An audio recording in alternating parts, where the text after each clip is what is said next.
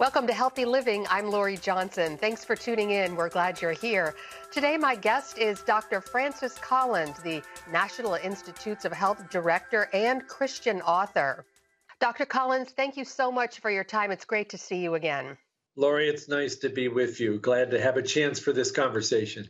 So it's been about a year since this pandemic began. If you would please, sir, just at first give us your overall impressions about where we are right now, and in particular, if you could address so many of our Christian viewers. Well, I'm a Christian also, so I'm glad to do that. It's been an incredibly difficult year, let's be honest. We've lost more than 500,000 Americans to this terrible virus as it has spread rather wildly through various communities, and it's not done with us yet. This virus, which came out of China and which had the really unfortunate property of being able to infect a fair number of people who didn't even know they had it, but were still capable of spreading it, which made it very hard to get under control. And we've learned a lot in the course of that year, and we've developed more effective treatments, things like monoclonal antibodies, so that people who do end up in the hospital have a better chance of survival. But we're still losing way too many people, especially those at higher risk, the elderly, people with chronic diseases. Here we are now, March of 2021, and I think one could say that there is some real optimism that we're going to get through this because of the ability now to be able to fight back against this virus, both with treatments that seem to be more successful, but also with vaccines. The vaccines, which I've had a big part in helping get developed, have been tested in the most rigorous imaginable trials. They've been shown safe and effective, and there are now 3 of them that have been granted emergency use authorization by the FDA. And we are now at the point where more and more people are getting immunized, and we have a good pathway towards getting almost all of the adults in the country the opportunity for immunization by June or so, which is our best hope of being able to put this pandemic behind us, and something that science has really pulled out all the stops in order to make that happen. And for me, as a scientist who's also a Christian, this is an answer to a lot of prayers, and it feels as if this is the way in which God is helping us get through this. You mentioned the vaccines. Now we have 3 available. A lot of people are wondering which one they should take. What's your advice? Well, my advice is to take the one that's offered to you and take it right now. The sooner we can get more people immunized, the sooner we can see the number of cases and hospitalizations and deaths head down towards 0, which is where it needs to be.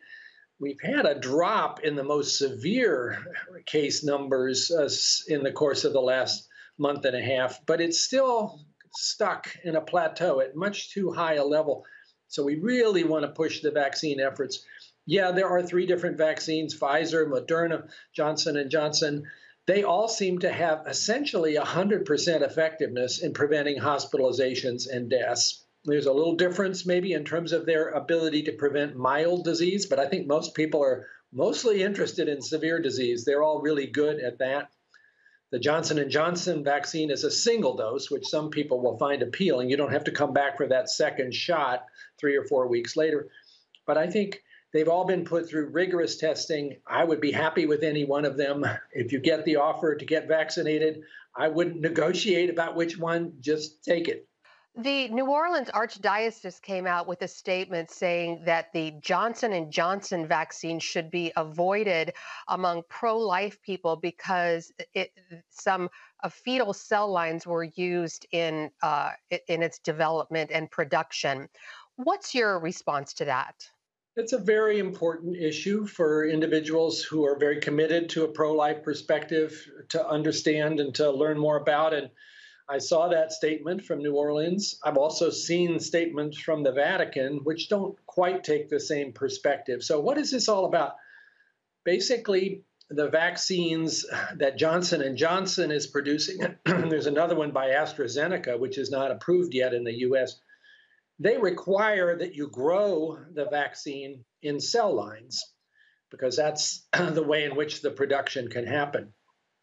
And cell lines that were derived more than 50 years ago are the way in which this is generally done. And these are cell lines that were derived from an elective pregnancy termination done in Scandinavia when it was legal at that point, and then turned into these essentially immortal cell lines that are grown in the lab by many different companies.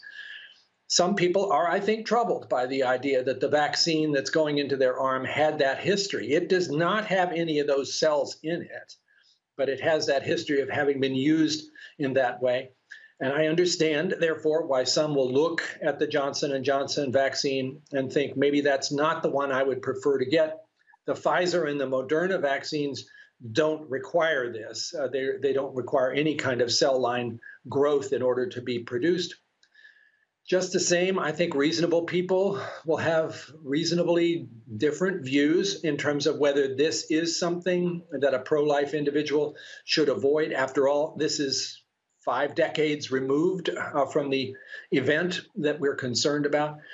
And certainly the Catholic Church, as represented by the Vatican, has said it is moral for individuals to take advantage of such vaccines if in so doing they may be helping save lives. And we do believe all of these vaccines can save lives.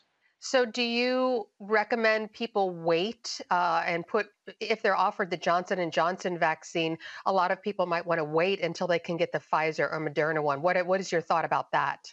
I think that's very much up to the individual. I don't want to insert my idea about what is a moral choice into the middle of something that's very personal. I think this is a circumstance people can learn more about simply by reading what's out there and then make their own personal decision. Whether this represents for them the kind of barrier that they would really rather not take advantage of such a vaccine as Johnson & Johnson, or whether considering the 5 decades that have passed and the fact that these cells are not in the vaccine, that's an acceptable way to take advantage of something life-saving. Frankly, people should realize you're probably not going to be in a situation where you have a menu and you get to pick which vaccine you're going to be able to receive that day. Most of the time, clinics will be set up and they'll invite you to come. And I would be reluctant to suggest that anybody should just wait until they get the one they like, because that might be waiting a while. In the meantime, people can still get sick. We're going to take a quick break right now and be right back with NIH Director Dr. Francis Collins. Stay tuned.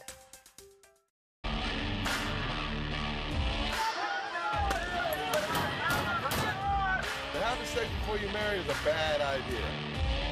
Don't tell me there's no such thing as gun violence. That just depends on your definition of when life begins. Watch Dan and Dale tackle trending topics that test your faith on the next Faith Wire. Monday night at 8:30 on the CBN News Channel. The Global Lane takes you around the world, providing facts over fiction. What might rising trade and geopolitical tensions mean for you on the home front? With over 45 years of experience, award-winning journalist Gary Lane brings you the truth from a global angle. What about the issue of immigration? World news analysis you won't see anywhere else. And it's all right here on the Global Lane. Thursday night at 8:30 on the CBN News Channel.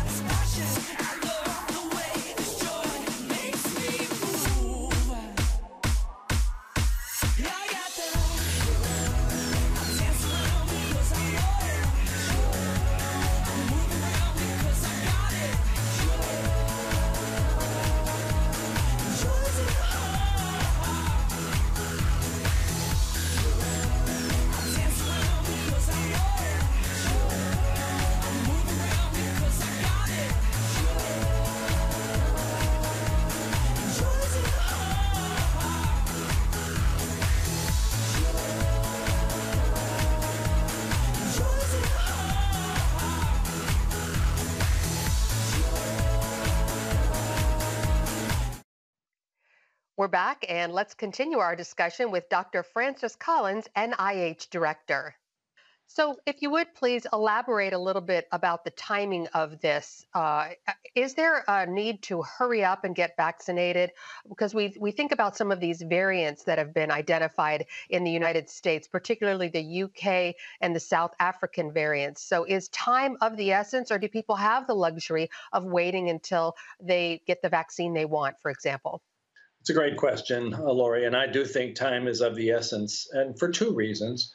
One is the virus is still spreading in most communities. That means people are still getting sick, 70,000 people every day in the United States, and some of those people are going to do badly. And if they were already vaccinated, that would probably not have happened to them. So just to save lives, the sooner we can get more and more people immunized, the better. But secondly, you raise the issue of these variants. We are watching closely as this virus slightly changes its spike protein coat, which is the thing that we're most worried about, because that can result in the virus eluding the response to the vaccines that we have planned. So far, we're okay. The variants like the South African variant, the British variant, the Brazilian variant, while they are troubling and they may be more infectious in terms of their ability to spread, they do seem to be those that the vaccine should still provide protection. So the sooner we get people vaccinated, the better chance we have to head off what otherwise could be a fourth wave of the illness from those new highly infectious variants. One other thing I might say is if we don't want more variants to emerge that might be even more troubling, the best way to prevent that is to get as many people immune as soon as possible, because the virus doesn't change its instruction book unless it copies itself, and it doesn't copy itself unless somebody's been infected with it. As soon as we can reduce the number of infections, we're reducing the chance of some other variant emerging that might be even more trouble. So that's an interesting point because so many people, particularly young and relatively healthy people, haven't been a bit too concerned about catching COVID-19 because they think, well, I'll probably have a mild case, perhaps rightly thinking so. But when you talk about the idea of variants, and even people who have asymptomatic cases or mild cases can contribute to these variants taking hold, it becomes a different issue, doesn't it? You're exactly right. And if we really want to put an end to that risk, we need to spread this protective blanket of immunity across all of humanity. And of course, we're talking right now about the United States, but we need to think about the rest of the world too. That's the best way to put this virus in the rearview mirror. And that includes young people too, who may view themselves as not so much at risk if they get infected, but they could still keep spreading it. They could still be the place where new variants appear. So it's up to all of them as well to embrace the opportunity for a vaccine once it's offered to them. Most of them so far haven't had the offering happen because the way the vaccines are being distributed is focused appropriately on the highest risk people. And somebody in their 20s with no illnesses hasn't yet been asked if they'd be willing to roll up their sleeve. But that time is coming as soon as a month or two from now. And I think it'll be very important for all of those folks to say, yes, maybe this isn't altogether going to be critical for me, but it might be critical for my neighbors, my grandparents, for other people in the world who are depending on all of us to take part in this. This is a love your neighbor moment where we all have the chance to do something, not just for ourselves, but for everybody around us. Do you think that the Bible speaks to these issues? I think the Bible speaks to virtually every issue. And that's where I often go when I'm trying to sort something out that I can't figure out on my own. And certainly when you see how much time Jesus spent in the little we know about his earthly time doing healings, I think we were supposed to notice that healing was an action that we should try to emulate. And even Jesus sometimes used things like water and mud. Well, maybe that was his particular divine way of accomplishing a healing. We humans, as God's children, have been given the tools of science to kind of come up with our own way to work through God's grace to provide an opportunity to prevent suffering. And I think that's what vaccines are and have been all along. So, yeah, I think we're called to that. And I think, as you were going a minute ago, this is not just about sort of self-serving, I want to be sure I don't get sick. It really does come down to, are we going to take part in something that will help others around us. I think particularly of those individuals who have immune suppression, people who have cancer and whose immune systems have been damaged by the chemotherapy. The vaccine isn't going to work very well for those folks. They won't respond to it. So their best chance of not getting infected is not to be around other people who might be carrying it.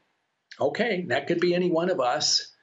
If you think that somehow you're not the person that could do this, think again, and then maybe sign up for the vaccine. And oh yeah, by the way, wear your mask as well, because that's another way for the time being, until we're all vaccinated, we can keep from spreading this terrible virus. We're going to take another quick break and be right back with NIH Director Dr. Francis Collins. Stay with us. Come home to the sounds of Southern Gospel from CBN Radio. You'll enjoy a rich Southern blend of bluegrass, classic gospel, and Southern gospel favorites like the Gaithers, the Crab Family, and bluegrass sounds like Mountain Faith. So make yourself at home with the all-new CBN Southern Gospel, now available at cbnradio.com.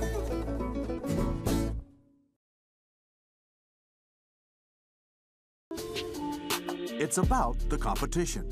I kind of put that pressure on myself, and I think people had expectations. It's about overcoming. We use this phrase all the time, keep chopping, keep practicing hard. It's about going the distance. You know, I think as a father, it's my job, to lead. Just be the best husband and father I can be. Watch Going the Distance with Sean Brown Saturday night at 7:30 on the CBN News Channel. Life. It's meant to be lived fully. Jesus said it. I came to give you life. Life to the fullest. Life in your family. Life in your finances. Life in your body, mind, and spirit. Life in your everyday.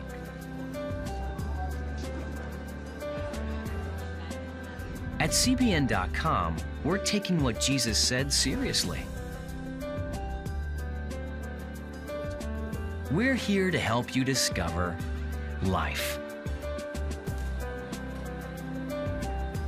Life. Live it fully. CBN.com.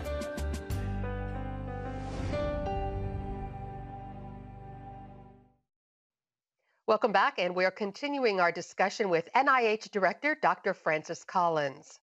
You talked about the case number being too high right now, too high for comfort, but can you switch and talk about the death count? We've seen the deaths are down, and we know so many people in nursing homes have already been vaccinated, and an estimated 1/2 of people over the age of 65 have gotten at least one dose of the vaccine. Do you anticipate the deaths going back up because of those facts?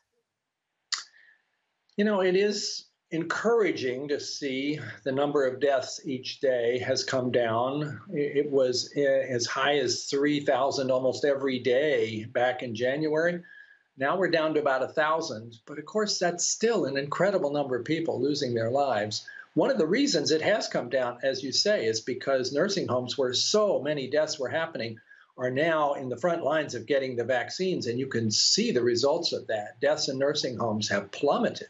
But they're still happening in other places, and they are happening not just to people who are quite elderly, but there are lots of people in their 50s and 60s who are also getting sick and dying from this disease. It doesn't spare really anyone, even young people occasionally.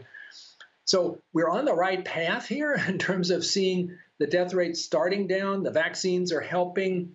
Maybe people's willingness to continue to follow these public health measures, even though I know we're all tired of them, of wearing the mask and staying apart and not congregating indoors without masks on. Maybe that's helping as well, although we need to double down on those right now.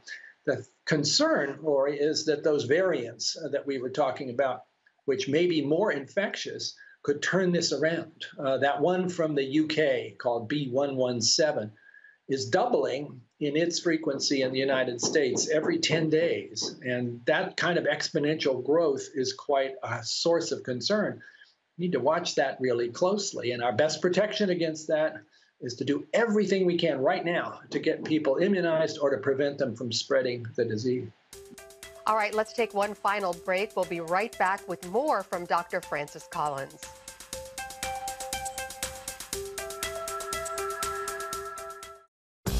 It's the new Superbook Bible app. It's packed with games, activities, and Superbook episodes that you can watch for free. Oh, no! There's trivia, a fun daily devotional, and answers to your Bible questions. Plus, an easy-to-understand Bible the whole family will enjoy. You can even create your own Superbook character. Ta-da! It's the new Superbook Bible app. Free downloads on iTunes, Google Play, and Amazon. On the home front. Thanks for joining us for CBN's On the Home Front, where we highlight what the men and women of America's military do to defend our country. CBN honors the men and women in our military with an initiative called Helping the Home Front. It partners with churches across the country to meet the needs of their military families, from repairing homes to wiping out medical bills for wounded veterans. Wednesday at 3 on the CBN News Channel. Get Protect Your Sleep and discover how to improve the quality of your life. A free DVD or booklet from the Christian Broadcasting Network. If you're not a great sleeper, you can do things to make yourself a great sleeper. If you're already a pretty good sleeper, you can enhance your sleep and be even better. 5 leading experts help remove the obstacles between you and restorative sleep. When you don't get a restful night's sleep, you wake up with an accumulation of stress. Call 1-800-700-7000 or go to cbn.com to get your free DVD or booklet today. Everything you do better with a good night's sleep. You'll discover how food affects your sleep, how to put insomnia to rest, explore effective remedies for sleep apnea, and much more in Protect Your Sleep. Wake up to your best life and get Protect Your Sleep today. Call 1-800-700-7000 or go to cbn.com to get your free DVD or booklet.